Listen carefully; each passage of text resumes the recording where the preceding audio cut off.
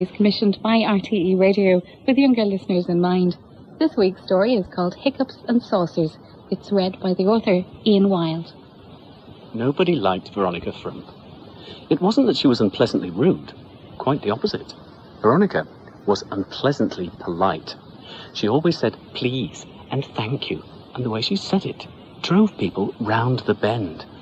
Every school playtime, a little girl with plaited blonde pigtails could be found standing alone, saying please and thank you over and over in a loud, self-satisfied voice. If Veronica had been asked to describe herself, she would have written very neatly, "My favourite hobbies are doing what I'm told and being polite to grown-ups. My favourite colour is pink, and when I grow up, I want to do as I'm told professionally and still have lots of homework." She ought to have been the teacher's pet, but Mrs. Grimsthorpe would have preferred a tarantula. "You're just too prim and proper for your own good," said Mrs. Grimsthorpe one day, when Veronica asked if she could stay behind after school to clean the blackboard, and the dusters, and even the little grooves where the chalks rest. "Class," the teacher continued, "I want silence whilst you do your algebra." "Please, miss," said Veronica, putting up her hand. "You mean like this?" And for a few seconds, she sat completely rigid and silent. Then something very unprim and proper happened. Veronica gave a large hic. The girl clapped her hand over her mouth in dismay. Her classmates giggled. "I'm terribly sorry, miss." "No matter, Veronica, it was only a..." Then Veronica did it again, louder. Hic. Her face looked like it was filling with tomato juice. "Oh, Mrs. Grimsthorpe, I can't seem to help it." But before anyone could move, Veronica did an extra large hiccup, and from her open mouth flew a blue china cup. It shot up into the air and landed at Mrs. Grimsthorpe's feet. Smash! The class gave a collective gasp and stood up to look. Mrs. Grimsthorpe babbled in astonishment. "That was a real cup you hicked." Veronica flapped her hands in panic. "Oh, miss, where's the dustpan and..." Veronica's mouth was jerked wide open and another pretty blue teacup sailed into the air. "Look out!" shouted several children, ducking as the cup went over an entire row of desks in a looping trajectory. Smash! "Watch where you're hiccuping, Veronica," shouted a boy who had been hit by a teacup shrapnel. The door to the classroom burst open. It was the headmaster, Mr. Krabby Barker, a red-faced man who always seemed cross. He stared at the children crouched behind desks and broken cups on the floor. "What on earth is going on?" he shouted. "I was just passing and heard a crash. Mrs. Grimsthorpe, what is the meaning of egg?" Veronica, who had been staring at the headmaster in terror, fired a large china teacup straight at Mr. Krabby Barker. With a yell, the headmaster stepped backwards and slipped over. The cup bounced off his head and smashed in the corridor. Veronica's mother was sent for. Mrs. Prunella Frump was a large prune of a lady who wore a tweed suit and who stood no nonsense. "Veronica," she scolded, "what is all this piffle about cups? I demand that you stop it immediately." Prunella was hit in her considerable midriff by a willow pattern teacup. "I've made her stand on her head and drink water, and I've made her hold her breath for 30 seconds, and then I shouted boo at her," raged Mr. Krabby Barker. "But nothing seems to work. She'll have to go to the doctor's." Veronica was hiccuping teaspoons, too, by the time Prunella Frump drove through some large green gates that bore a brass plate saying, "Herbert McOddity, hiccupologist and burp specialist, PhD, MSc, DVD." Down a tree-lined drive they went, pulling up outside a fine house with big gardens. Prunella had to ring a doorbell 5 times before a tall, thin man answered the door. He wore a smart suit and very shiny, polished brown shoes.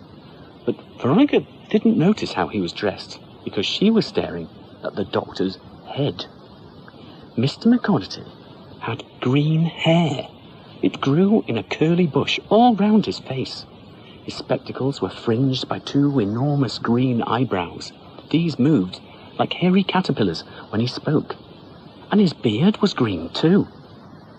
Being so tall and thin, then so bushy and green at the top, Mr. McCoddity resembled some kind of exotic talking tree. "Hello," he said, nearly shaking the hands off Prunella and Veronica. "I'm Herbert McCoddity. Sorry if you had to wait.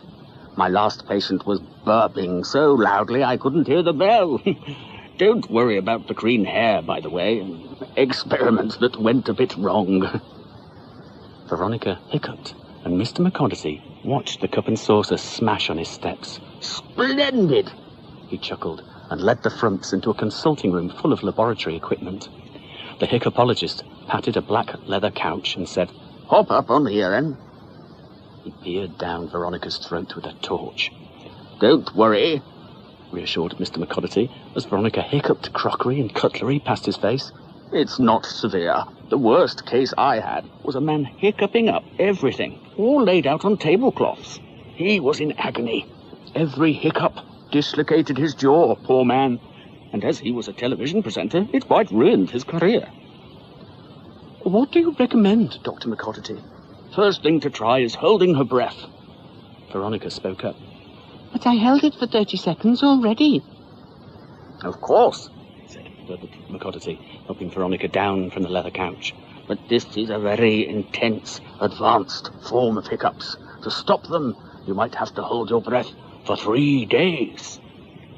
"But nobody can hold their breath for 3 days," said Prunella. "Not without a breath enhancer, no." Smiling, McCoddity turned to a large machine covered in dials and pipes. "This?" The breath enhancer was a silver machine on wheels, about the size of a dustbin.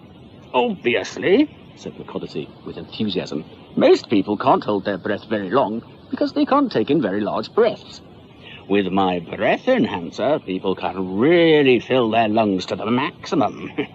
Come on, out into the garden. No need to look alarmed. It's quite a harmless machine. A bit like something you used to inflate a rubber dinghy." Veronica stood on Mr. McCoddity's spacious lawn whilst he wheeled out the contraption and tied a rope to her leg. The rope was attached to a stake in the ground. "Don't want you floating away. Now, on with this mask. Suck in when I give you the nod, and when you've got a full breath, hold it in as long as you can."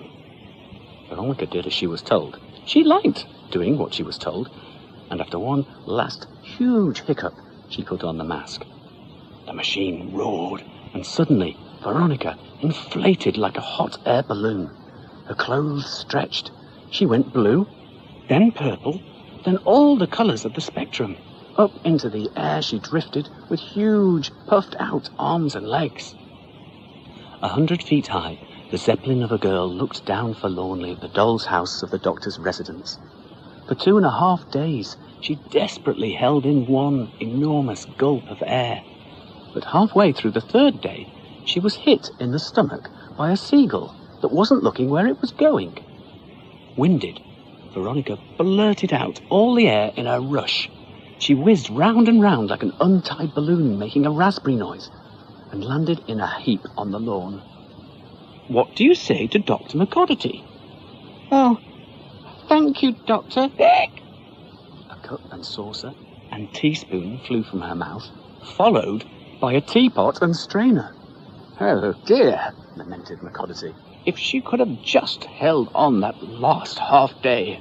Now her symptoms are worsening. Come inside. We'll have to give her a shock." "But I've already had people say boo to me, Doctor, and I didn't like it." The doctor looked at her with a comforting smile. "Don't worry, child. I won't say boo to you." He paused, then added, "It has to be much more frightening than that. Step into this room one moment whilst I talk to your mother." He opened the door, and Veronica did as she was told. It was, after all, one of her favourite things to do. McCoddity shut the door, then locked it. He waited a second, put his green, bushy head on one side.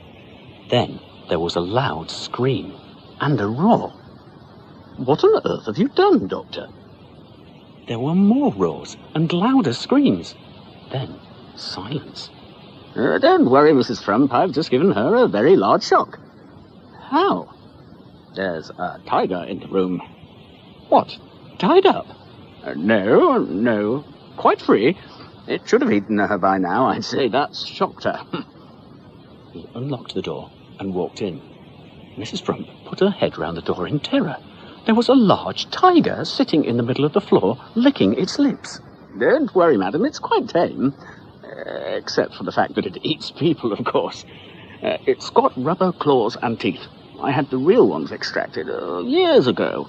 So Tiddles has to swallow Patience whole. Veronica will be a little bruised, I dare say, but all in one piece. Open wide, Tickles. Say ah. The tiger roared again. A cup and saucer flew out.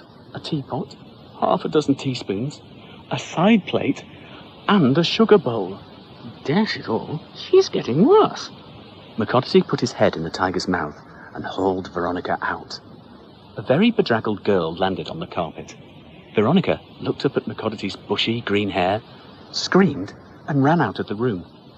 Prunella followed and found Veronica staring wild-eyed at a full-length mirror in the hall. She looked like she'd just spent 5 minutes in a tiger's stomach. Her hair was haywire. She was covered in what was really tiger vomit. "What do you say to the nice doctor, Veronica?" asked Prunella, as McConaty came out of the tiger room and shut the door. There was a pause. "What do you say?" A complete tea service shot from her mouth and smashed all over the hallway. This is an emergency, said McConaty in a worried voice. She needs to drink water upside down.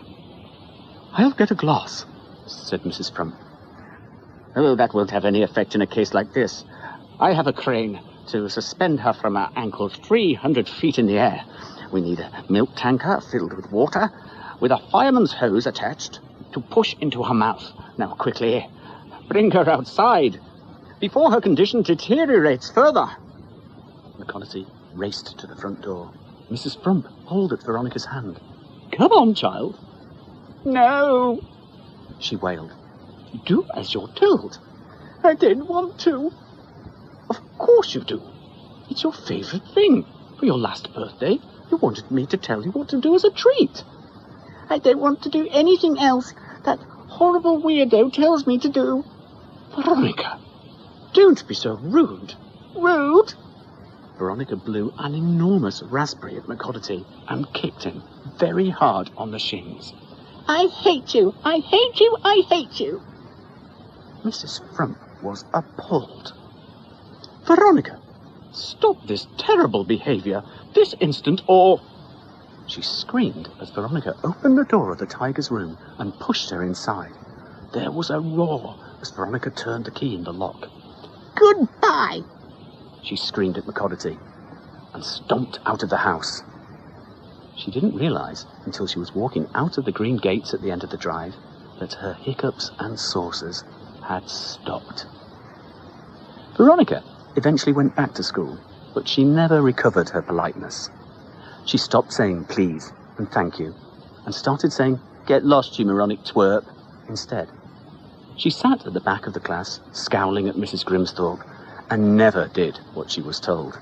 She even stopped liking pink and kept spiders in her desk. And funnily enough, everybody in the school liked her an awful lot more. That was Ian Wilde reading his story called Hiccups and Saucers. Fiction 15 is produced in Cork by Aidan Stanley.